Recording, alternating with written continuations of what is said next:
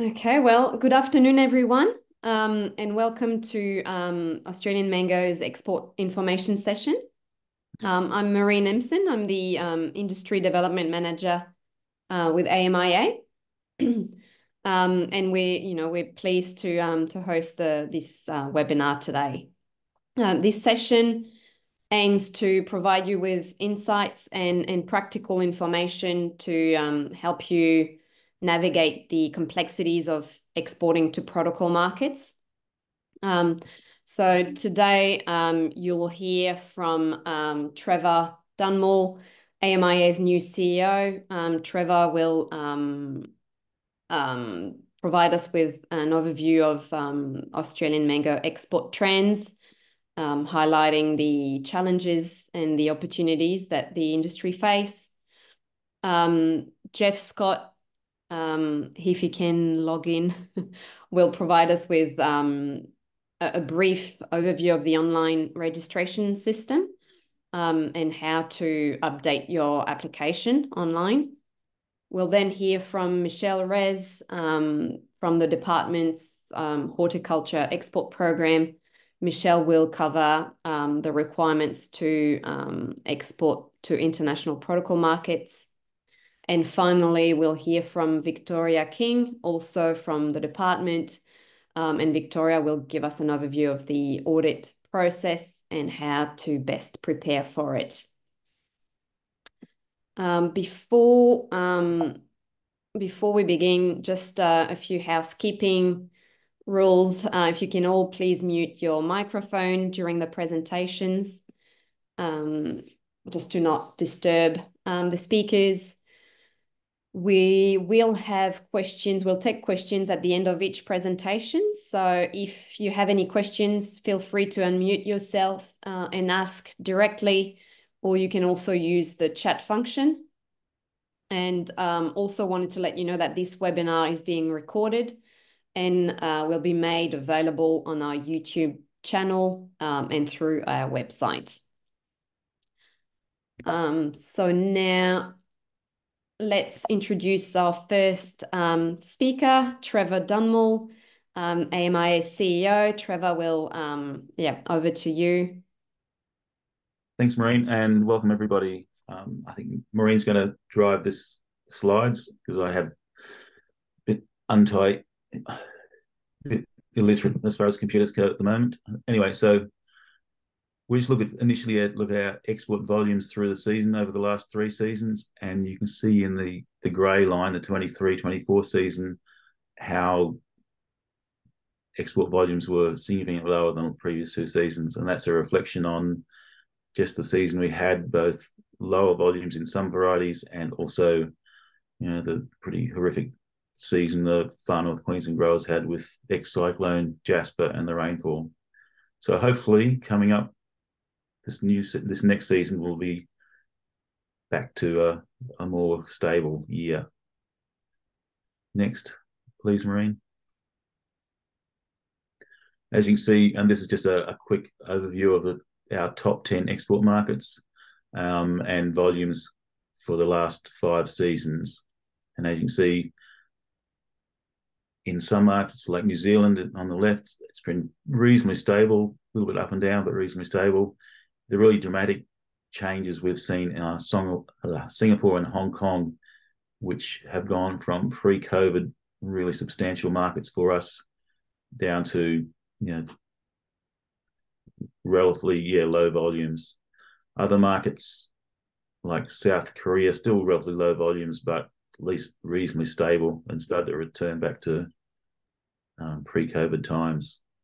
It'd be interesting to get some feedback from people online about the impact of why Singapore and Hong Kong have dropped so much in the last few years. Next, please, Maureen. Okay, so our opportunities we see from an industry point of view is focus in promotions in targeted markets.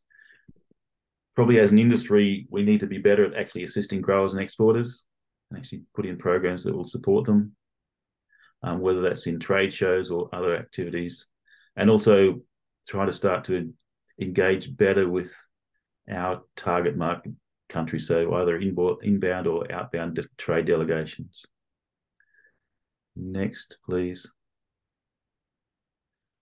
In the medium to long term, I think proof and acceptance of non-host status for fruit fly for hard mature mangoes would be a medium-term goal. I know there's been a reasonable amount of research done on that in the last 10 years. I think there's opportunities there, especially for some varieties. Proof and acceptance of area or orchard freedom for mango seed weevil, especially in those areas around Catherine and some of the areas in North Queensland. A better approach to pest management. While we focus on market access, I think we need to spend more time on market maintenance and actually building our presence in the markets where we already get access. And obviously protocol improvements are always going to be on the list. The protocols into the VHT and irradiation protocols we have are challenging. And so every step we can make, small steps to improve those, make a difference. And next. And then, I think we need to invest more in research technology, as I said, with the hard mature mangoes, potentially mango seed weevil detection in packing line. There's been interesting work with X-rays done in that. It's only in the exploratory stage yet, but that's certainly worthwhile. And then extended shelf life, both by improved production practices in the orchard and understanding what production practices impact, how production practices impact on shelf life, and then continual post-harvest management. And while there's been a lot of that done, there's probably more refinement in those areas. Next, please. And next steps, I think as an industry, as I said, we need to have a dedicated focus on export. If you look at our domestic market, when our production is high, prices often fall, just a normal supply and demand curve. So we really need to build our export focus. Adoption of new technologies as they come into play, and continued research into address phytosanitary challenges.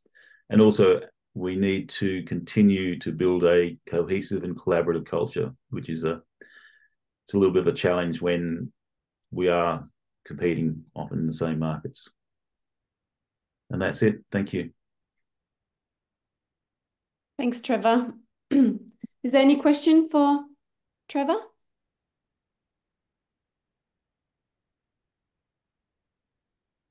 No, and there's nothing in the chat. Maureen, Craig Stevens. Yep.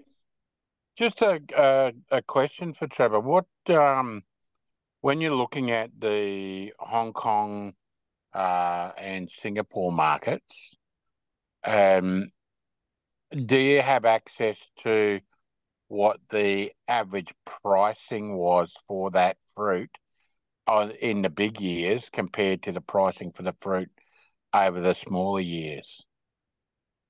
Not on me at the moment, but we do usually get export information by both value and volume, so we should be able to do the maths there and work it out. So I think you'll find there's a correlation in it. Yeah. Okay, we'll get back to you on that, Craig. We'll see what data we can find. Yeah. We should be able to, get that data. Thanks, Craig. Thanks, Trevor. Any other questions?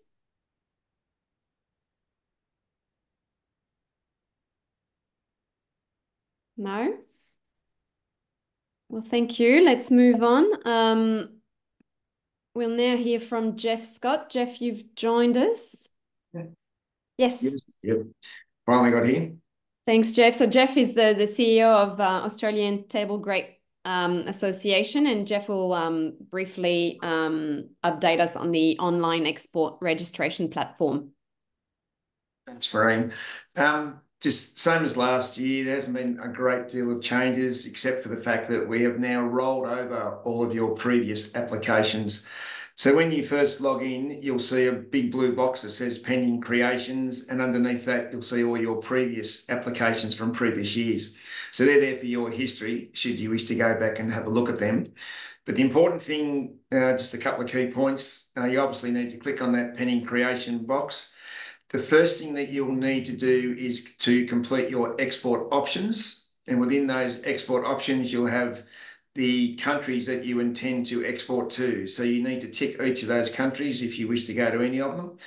And that's critical because when it comes to doing these maps, as you can see on your screen there, the details, if you haven't clicked the right boxes in your export options, well, then they won't show up in the drop-down boxes when you come to edit your maps. So make sure you do that. But if you want to go to another to a specific country and you haven't clicked it, you can always go back and edit the export options to include that country. The other important aspect to remember is that you need to complete your packhouse details. And what's important about this is that if it is your packhouse, you need to put in your details in the boxes that are required and do not tick third party. But if you are sending your fruit to another person's packhouse, you need to put in their details and tick third party. All right, so there's a distinct clarification there which you need to have an understanding of.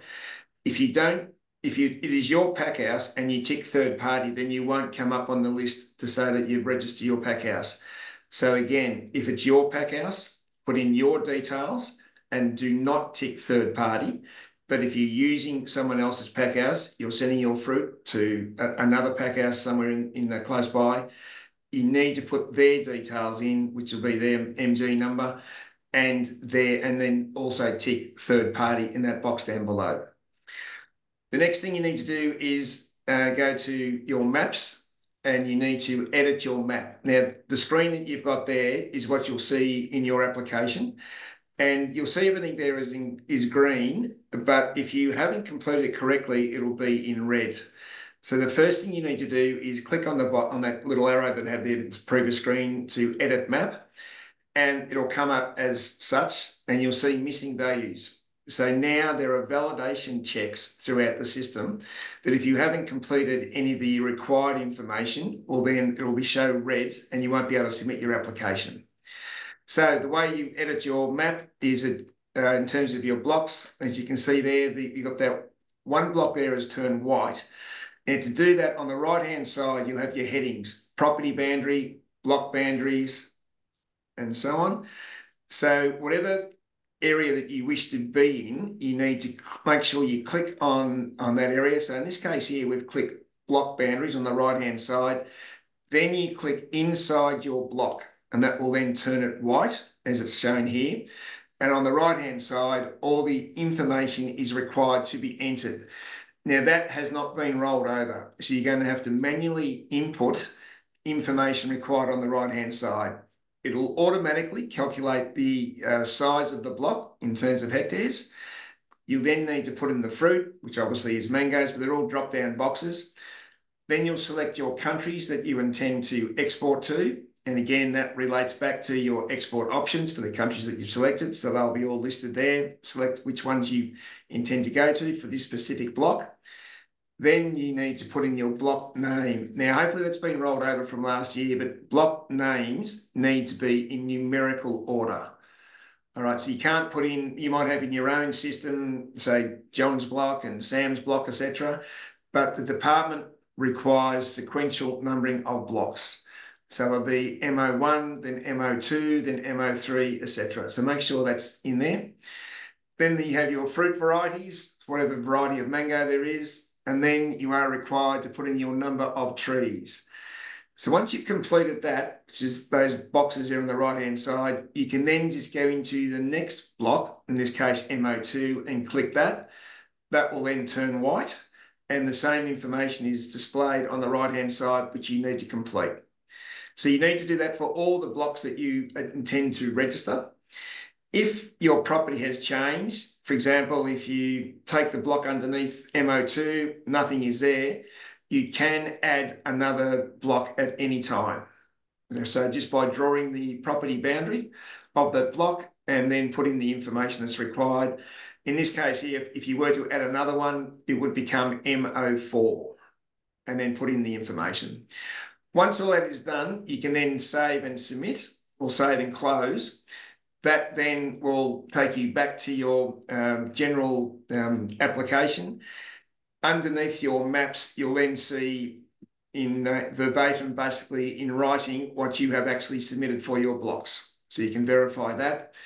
If you're happy with all that, you've done all your you identified your geographical location for the inspector to come as your inspection point. And if you're required to have any traps, you put them in, and you've identified your pack house, you can then save and submit. And then again, another validation check will come up. If that is all green, apart from maybe orange for the payment, if it's all green, well, then you are right to submit your application to Mangoes Australia. So the key thing is to have an understanding of, make sure you complete your export options, which requires your countries. You need to edit your map. Go on the right-hand side to see which area you're in. Property boundary is the first one. That's that big blue outline you see in this map here. If you wish to change that, you can just by clicking on that, and the whole property will be gone. It will go white, and you can change your boundaries. The main one is your block boundaries. Click inside each of them, put the details in. If you've completed all of that, you can then save and submit your application. Once you save and submit your application, there'll be a declaration there that you need to sign by typing your name. And that declaration is written by the department, and it's a statutory declaration they'd like you to do according to their accredited properties legislation. So once you've done that, the invoice will come up through by paying through PayPal, or you can download the invoice, and then that will be then submitted to Mangoes Australia, Australian Mangoes, and they will then vet your application and send on to the department. So that's essentially what you need to do this year, and hopefully you'll have an easy time in doing your applications. Take any questions. Thank you, Jeff. Yeah, any questions for Jeff?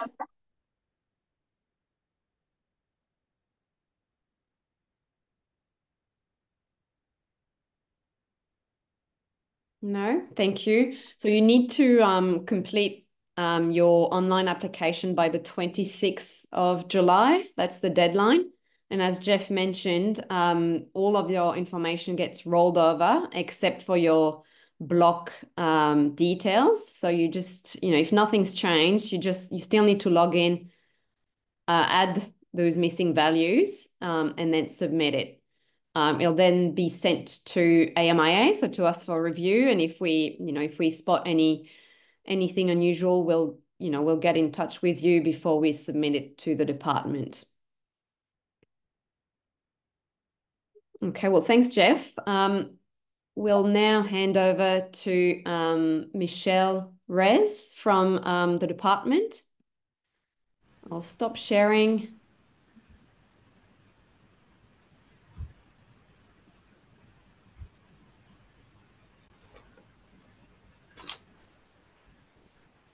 Yeah, hi there, everyone. Just making sure people can see our screen. Yes, it's coming through. Yes. Thanks, Michelle. Excellent. No problem.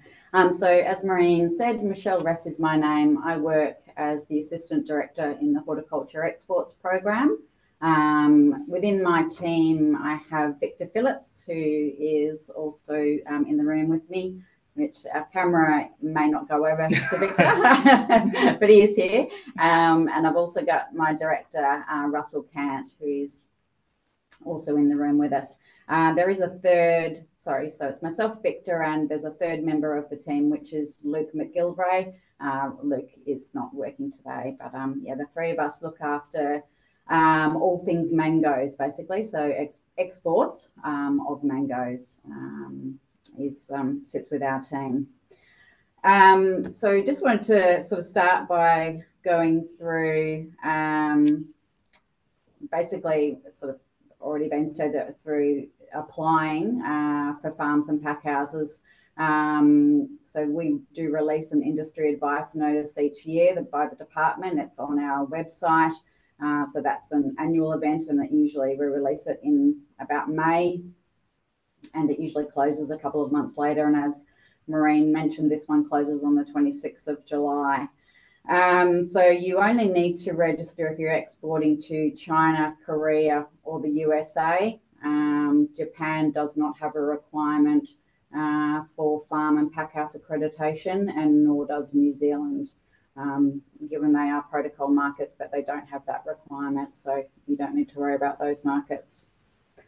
If you are exporting to China specifically, there is a requirement within the application to put whether you're using the systems approach for mango seed weevil or whether you're using the fruit cut method. So if you can please fill in that correctly, that would be much appreciated. I will explain that further later on in my presentation, the difference between the two, as feedback is that it's a little bit confusing within the work plan about those two approaches, but we will try and simplify that as best we can. Just also a reminder about crop monitoring. Crop monitoring is a requirement every year. So even though you may have completed it in the previous year, it must be done every year. And the department's taken over hosting crop monitoring. It used to be outsourced to a third party. We've now brought it in-house so that we have better control over it. And hopefully the content has improved and we can continue to improve on it, and welcome feedback from you as you're completing the modules. But there is 2 modules that need to be completed. One is called the core crop monitoring module, and the second is a mango specific pest and diseases module. So so please make sure that both of those are actually completed, and they need to be done prior to any crop monitoring commencing. So this is prior to flowering. When your crop monitoring starts, you need to have completed that training. And that is verified by our audit team. When they come out and do an audit of the farm, they will be looking at when that crop monitoring was conducted. As I said, feedback on anything to do with those modules is we welcome any feedback so that we can improve, and that can be sent through either to AMIA or directly to the department, and I'll put our website, our email address up at the end of my presentation.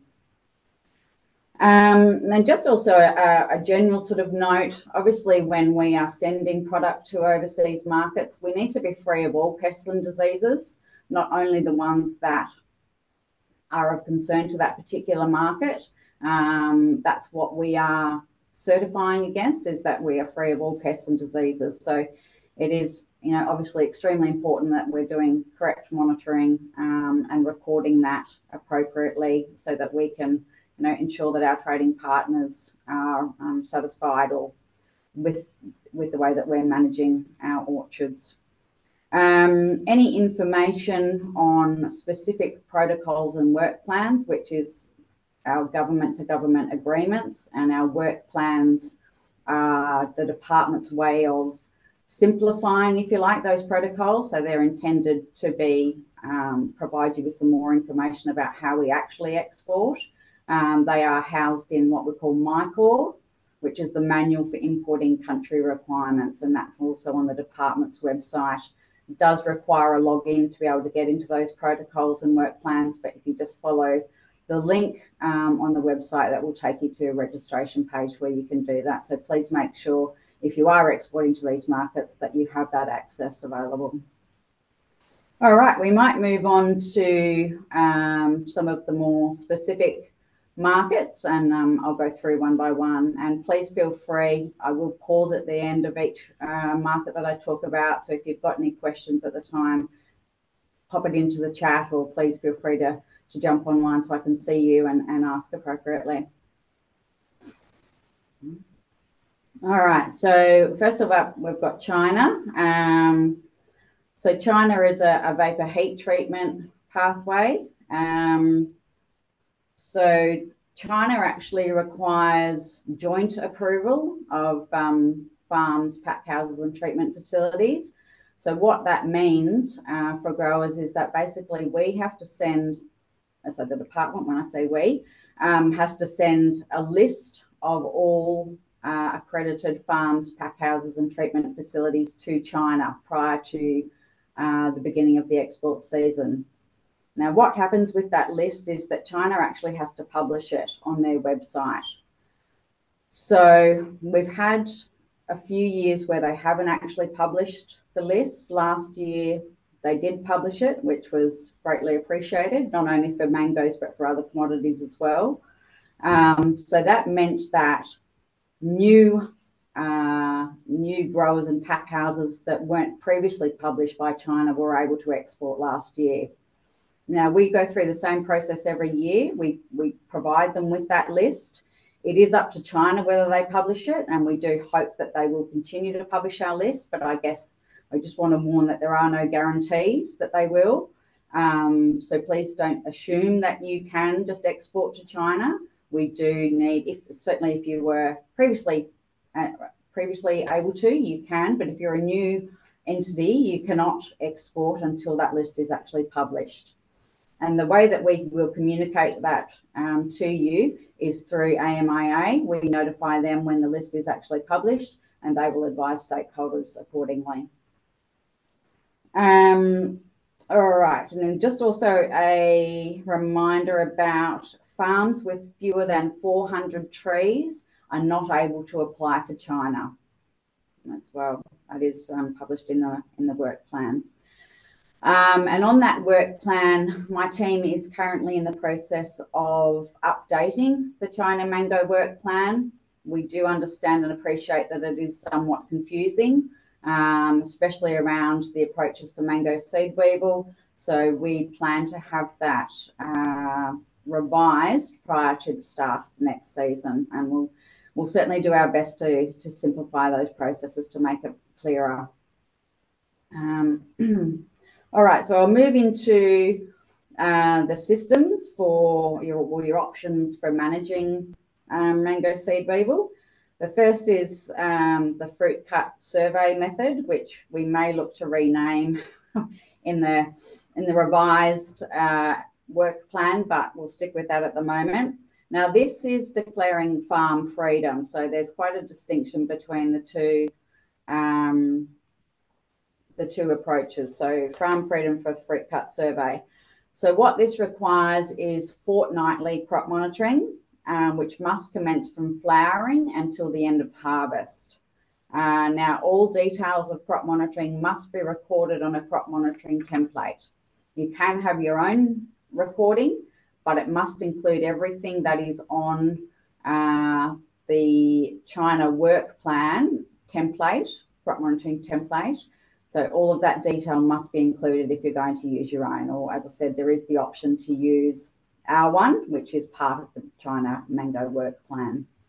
Now, with the fruit cut, fruit cutting must occur at least once every year, and that's prior to harvest.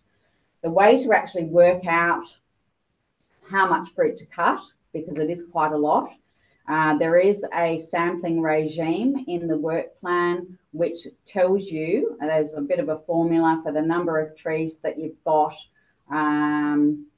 etc. You just sort of follow along. It's relatively easy to use, and that will tell you how many fruit you need to cut. And that can, as I said, just be once, at least once. You obviously can do it more often, but that's the way to record that. There is also a fruit cut survey record in the work plan. So not only, so we've got the crop monitoring record, but we also have a fruit cut survey record, which also must be completed. And that must actually be provided to your pack house. All right, we'll move on to the systems approach. Now, when you are doing the systems approach, you're declaring product freedom. So it is a little bit different from the fruit cut survey. So the requirement for the systems approach is you've got fortnightly monitoring until such time as the fruit, until the early fruit set. So until the fruit are about 3 centimetres long, you can monitor fortnightly. However, it then changes to weekly monitoring from then until the completion of harvest. So that's the key difference between the two. Now, again, everything needs to be recorded on the crop monitoring record, everything that you do. And as I said, that is located in the work plan, that record. Now, the systems approach is a little bit different. Reading through the work plan, it involves farm hygiene, chemical sprays. That's not to suggest that the fruit cut method doesn't, but this is specifically, there's visual monitoring, and the main difference is that there's selective fruit cutting. So again, you go to that sampling regime in the work plan, and we are going to actually provide a working example in our revised China work plan, which will actually assist you to go, okay, this is how many trees I've got. This is how long I need to monitor from that early fruit set through till the end of harvest. I can do my figures, and then bang, it sort of is going to spit out a number of trees that you not only need to visually inspect, but that you also need to cut as well. Now, the cutting requirement is a minimum of 8 fruit per week. That's the minimum requirement. Obviously, if you are finding detectable, sort of, you think that there might be some mango seed weevil activity, you're going to be cutting more than that. But let's say you're not seeing any activity, the minimum is 8 fruit per week. So it's significantly less cutting than the fruit cut survey, noting that only needs to be done once a year, but it is quite onerous in terms of the amount of fruit that does need to be cut. So that is the difference really between the two. With the systems approach, there is a requirement to write a written declaration to the pack house, attesting to freedom from mango seed weevil under the systems approach. So you should be providing your pack house with that declaration. Also subject to inspection on arrival at the pack house. The pack house should be doing an inspection for mango seed weevil, and there is a form or a record, if you like, a pack house inspection record contained within the China work plan that pack houses should be using to show evidence that they have performed that inspection. So that sort of is the mango seed weevil side of things. The other two really critical pests for China are orange fruit borer and bacterial black spot, and farms must be free of these. So the monitoring must also be looking specifically for those two pests. You are obligated, if any pests or disease of concern are detected on your properties, you are obligated to notify the department, and we will liaise with you about what that means. As I said at the start of my presentation, we are sending, or supposed to be sending, fruit that is free of all pests and diseases. So it is important that we are informed, and we can work with you to work out the best approach moving forward. I'll pause there and see if anyone has got any questions about China specifically before I go on to Korea.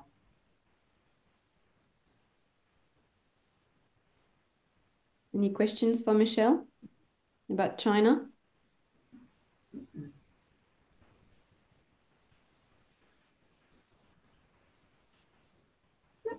No. All right. Thanks, Michelle. No problem. All right, we'll move on to Korea. Again, this is a vapor heat treatment pathway. Now the department sends a list again of accredited farms, pack houses and treatment facilities to Korea prior to the season. However, they work slightly differently to China in that Korea do not publish the list. However, what Korea does is they accept the list, if you like, or notify us upon receival of that list, and they advise us when exports can commence. So we don't just send and assume that we can go. We do need that acknowledgement from Korea that we can proceed. So again, that will be communicated to, generally we communicate it to the vapor heat treatment facilities because it's more, that's where the fruit sort of is, but we will make sure that AMIA is made aware of that so that they can notify stakeholders when we can start exporting to Korea. And generally, touch wood, there is no hold up from Korea. Things tend to flow fairly smoothly with them. As per the protocol or the work plan that we probably refer to a bit more than the protocol, Korea may inspect farms, pack houses and treatment facilities. So it's at their discretion to do so. So what does that actually mean for you? It means that the department is obligated to actually invite Korea out to audit every year, or to verify basically the mango program, if you like. So they generally do come out every year, besides COVID times. So we actually host the officer. They generally come out for about a week. Where they visit and where they go is kind of negotiated between the department and Korea. They may request to see certain facilities, certain properties, etc. Generally, as I said, we work with them and what makes most sense logistically, and where obviously the exports are occurring from as to where we visit. But I guess just bearing that in mind, that if you are exporting to Korea, it may be that we will actually come to your farm and or pack house if Korea would like to do so. But we will obviously work with you and give you plenty of notice. We're not going to spring that upon you at the last moment. So don't panic. We will help you through that if your farm or pack house is nominated. Now, what are the requirements in terms of farm managers are responsible for ensuring control programs to manage? There's a couple of pests and diseases of concern for Korea, mango seed weevil being one of them, bacterial black spot, stem end rot, and red-banded caterpillar. Now, there is, again, a crop monitoring record sheet, which is contained within the Korea work plan. So like the China work plan, we also have one for Korea located on MyCore, which there is a template there that you can use, so you don't have to make up your own. And it is very clear about what you need to be monitoring. And monitoring is fortnightly. I'm not sure if I said that previously, for exports to Korea. Now, noting that those are the pests of concern for Korea, if they are detected, farms blocks could potentially be suspended. There is a requirement within the protocol, which again, I'll reinforce, is our government-to-government agreement with Korea, that we need to notify them of any detections. So we are obligated to tell them if there are detections, and we work with them to work out what's required moving forward. So that is about it for Korea, I think. So again, I'll pause there if anyone has any questions around the requirements for exporting to Korea.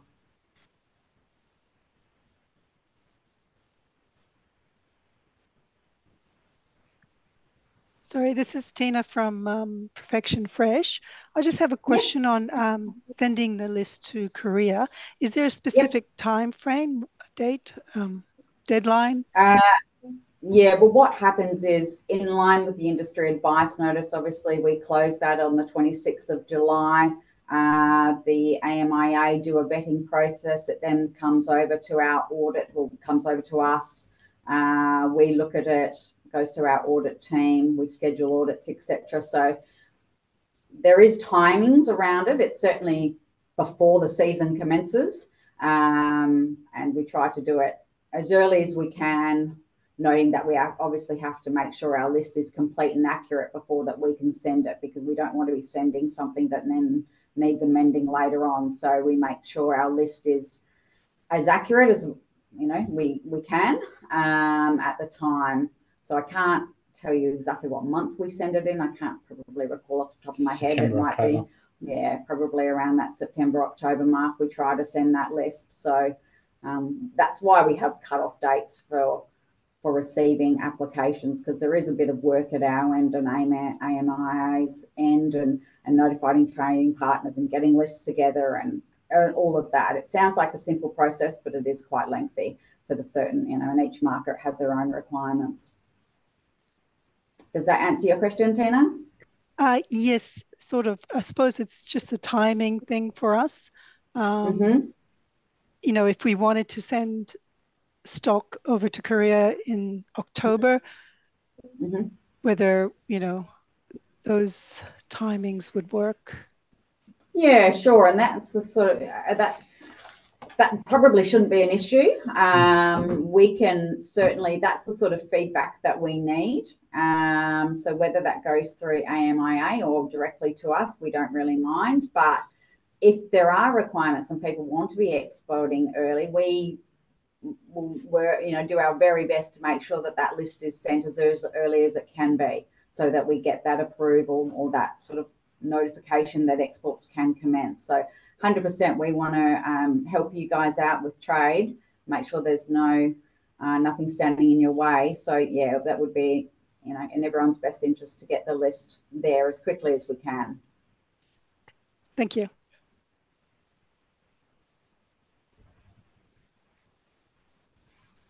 Any other questions on Korea?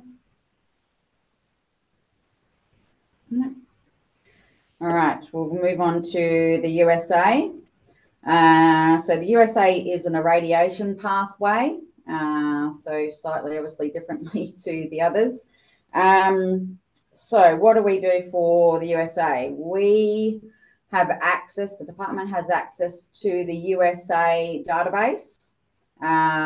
So farms, packhouses, treatment facilities have to obviously apply, as you do through the industry advice notice for USA. And as I said, we then, the department, updates the USA database with your details.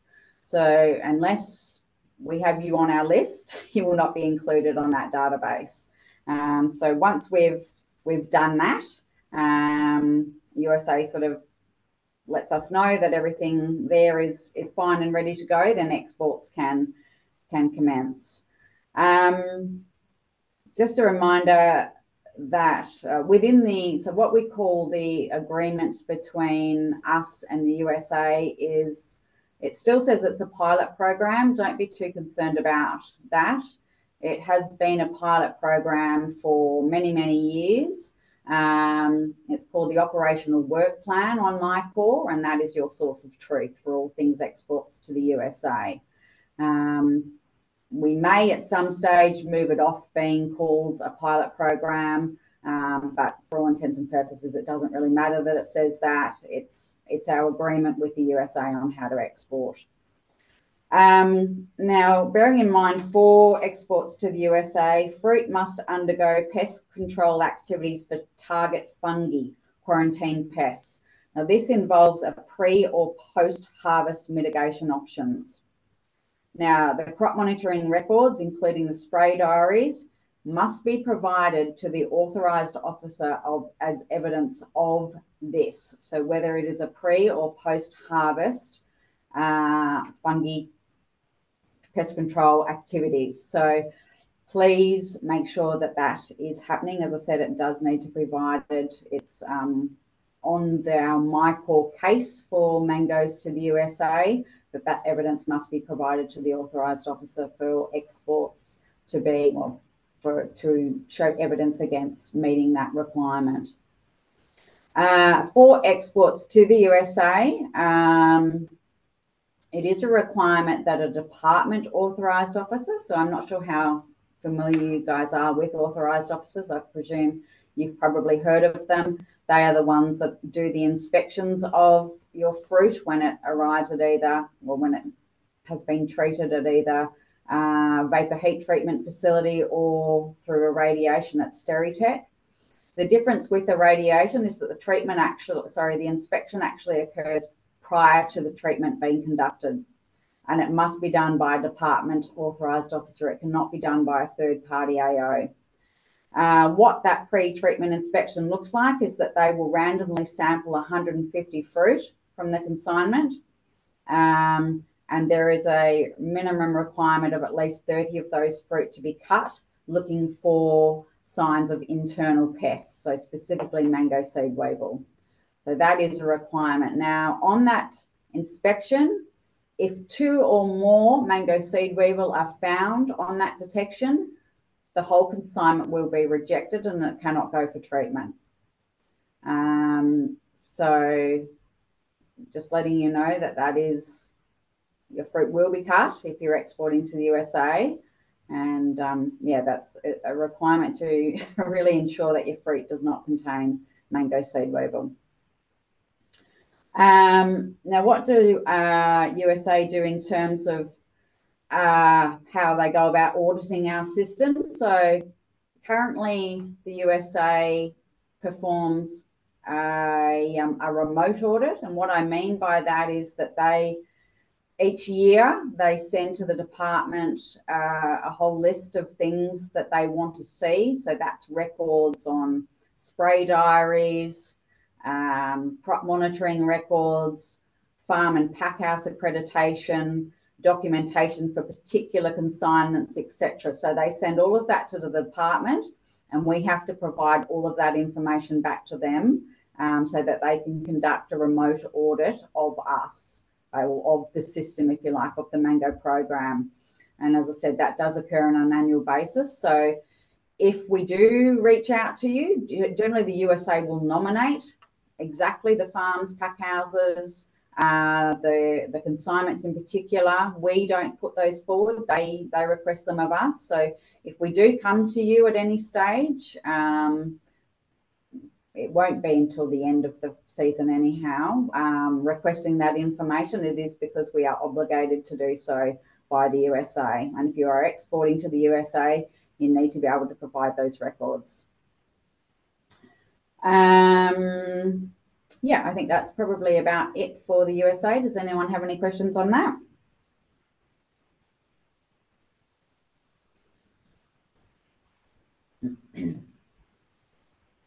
No? All right, last two are pretty quick, so I'm almost at the end.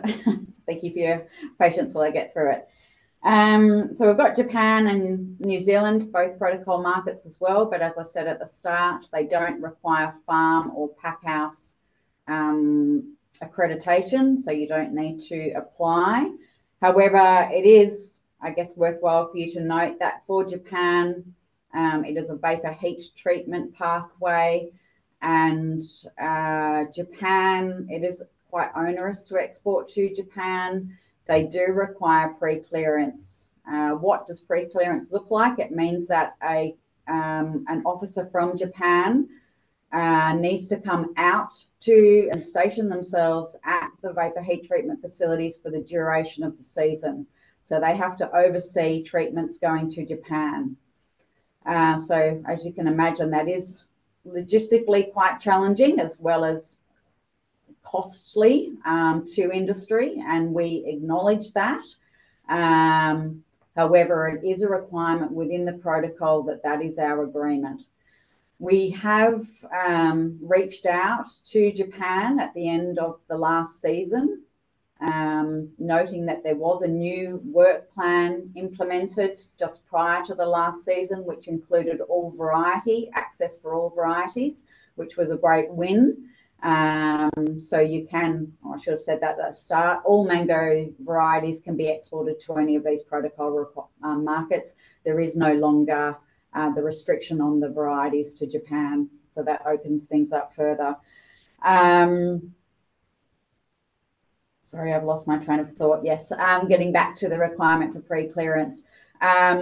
So Japan have advised us that they will move to what's called an audit-based system. Now, I don't have any details of what that audit-based system will look like because it is a while off yet, but that we need to have 3 years of compliant trade before Japan will entertain the idea of removing pre-clearance.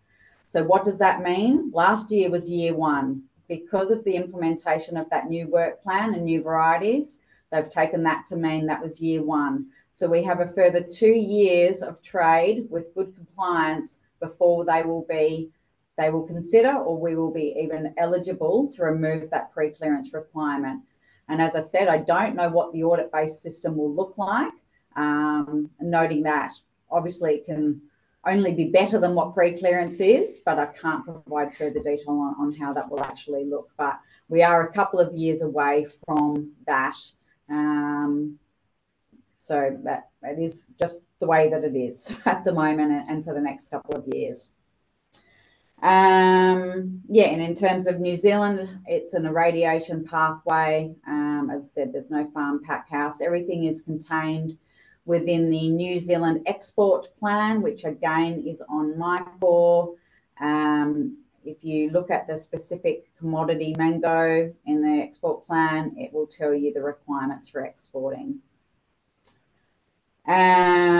So that brings us to an end for my talk. Thank you for listening. Please reach out if you've got any questions. Please reach out to AMIA, Maureen, or please come directly to us. My team and I are more than happy to answer any of your questions at any time. No question is a silly question. Exporting can be complicated, and we appreciate that. And we are, very much open to assisting you where we can. So, as I said, please don't hesitate. And hopefully Victor's got up the email address that you can email us to. It's just Horticulture Exports with an S at aff.gov.au, and that will come directly to us. And we're pretty prompt in getting back to you. So thank you for your time, and wish you all the best for the next season, and hope that it's better than the last one was. Thank you, Michelle. I guess any questions for Michelle regarding Japan or New Zealand? Charlie, yeah? Sorry, I had a quick question about the two modules. I actually went... Crop monitoring? I did the actual the core monitoring module, but then I couldn't get onto the second one. I was wondering whether anyone else has had that sort of issue, or from the department, or Michelle, whether it is there. Thanks for mentioning that, Charlie. Look, be interested to know if anyone else is having that problem. We should be able to enroll you for both of those at the time when we sort of receive the notification that to enroll you. If we see that you're for mangoes, generally we would enroll you in both the core and the mango specific. So I'm not sure why that's happened, Charlie. But we passed it as well. Sorry?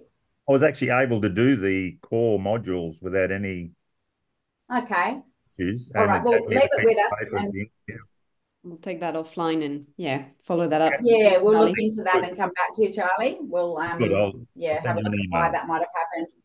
Thanks, Michelle. And we have a questions from Annette on the chat. She's asking whether we could use that multi-form for the 3 markets. And Annette, I think you're referring to the crop monitoring templates that we developed and that are available on the AMIA website, I think. I was going to mention them. So on the AMIA website, if you go to resources, export, and export registration to protocol market, there's a heap of information there, including templates. So crop monitoring templates. There's the templates for each individual market, but we have created one that combined the 3. And yes, you can use those templates if you are planning on sending fruit to USA, Korea, and China. Is that what you're referring to, Annette? Yes. Okay. Thank you. Any other questions for Michelle? No? So for the last 5 minutes, we've got Victoria King from the department, and Victoria will go through the audit process for us and giving us some tips on how to best prepare for it. Over to you, Victoria. Thanks, Maureen. Apologies in advance, I've got this flu, so I'm sounding really terrible. I'll try and make this as quick as possible. So the audit of the accredited properties are performed by the Audit and Assurance branch.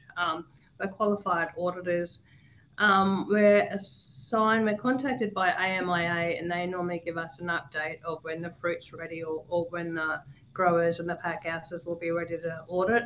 So normally we send out an email with an audit notification and a schedule, and we'll list the scope of the audit. So whether it's an accredited property farm or a pack house audit. And we normally use the contact details that you provided for the AMIA website to send the audit notification out. On audit notifications, there should be a link to something called the performance standards and the work plans and the guidelines.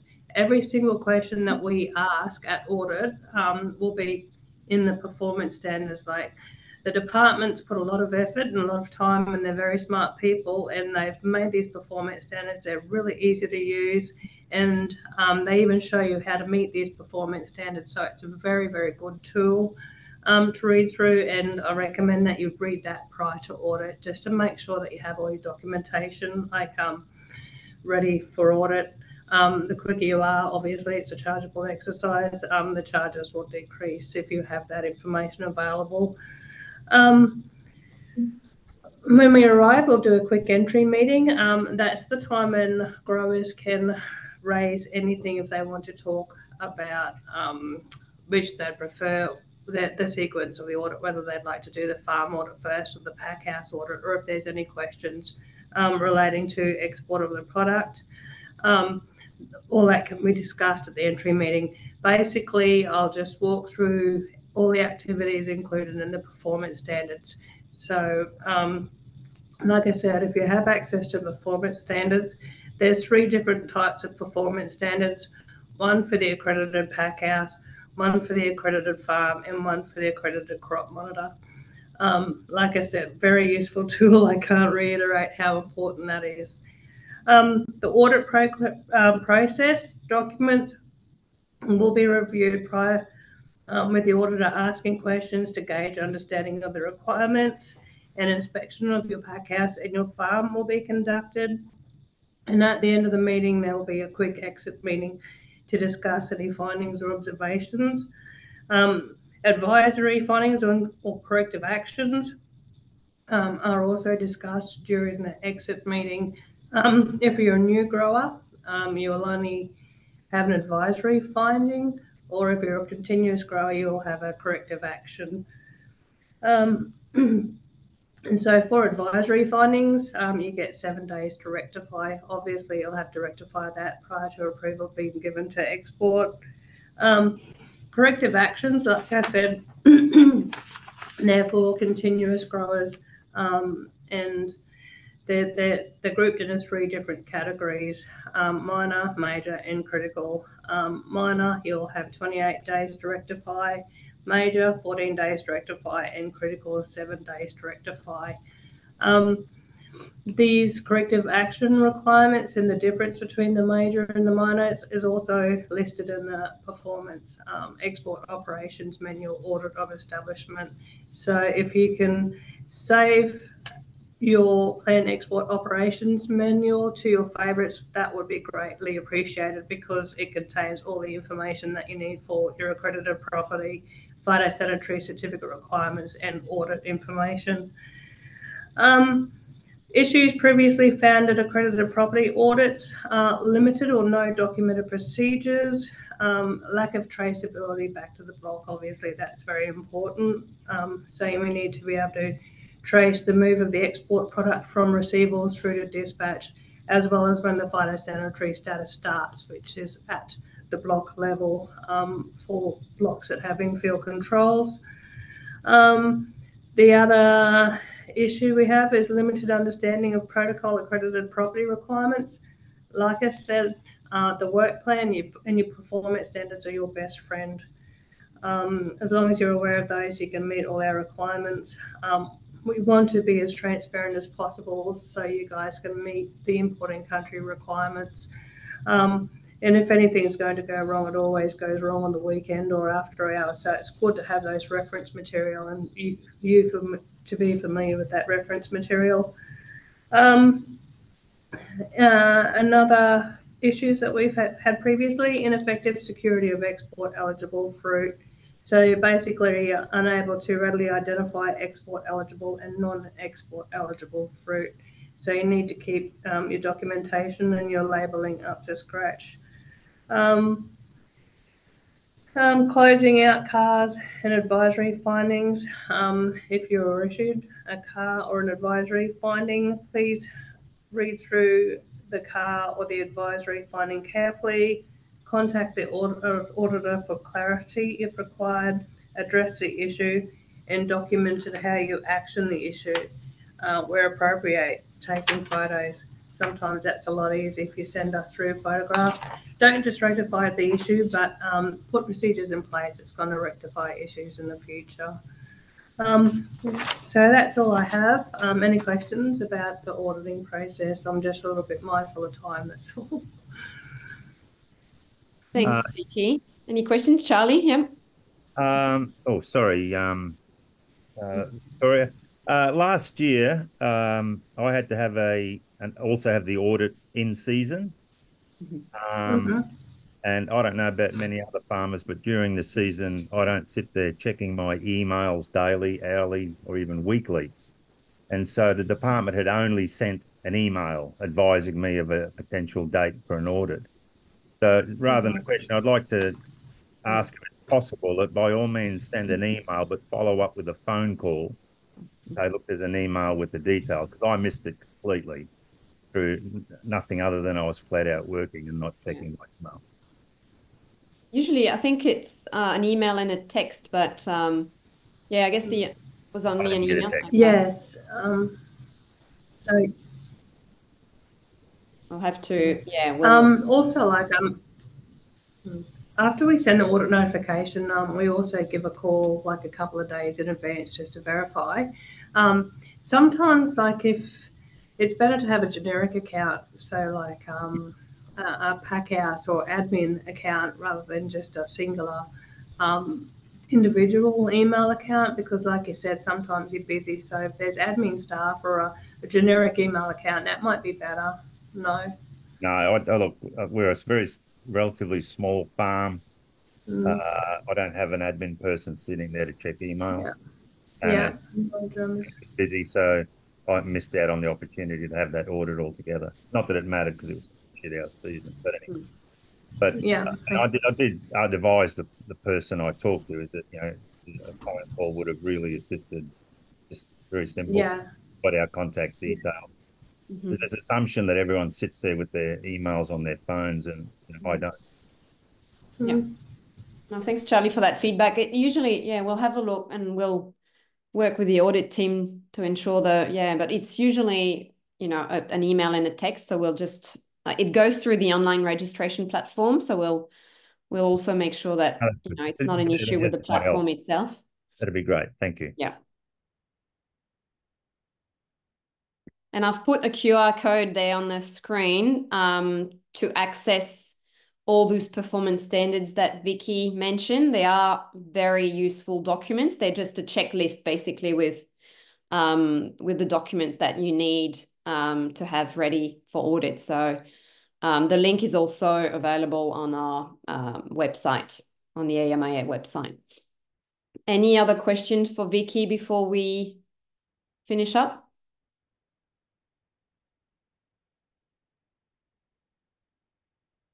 No. Okay, well, to finish, I just wanted to remind everyone that AMIA launched the Mango MRL search app last year. And it is, you know, a useful tool giving you the maximum residue limit and the withholding periods for, you know, both domestically, but also for the key mango export markets. So you can access the app through Google Play or your app store. It is restricted to AMIA members. But if you are, you know, if you are a member and you want to have access, please get in touch. And if you want to become an AMIA member to access that the app, just get in touch as well. But if there's no question, we'll wrap up here. Thank you, everyone, for attending. I hope the session was useful. Again, go online on the export registration platform and complete your application by the 26th of July. You also need to complete your crop monitoring training before bud burst. So jump online and do that. And if you have any questions, my contact details are there. Feel free to get in touch. Thanks, everyone, and thanks to all our speakers. Thanks, guys. Cheers. Have a nice afternoon. Bye. Thank you very much, all. Cheers.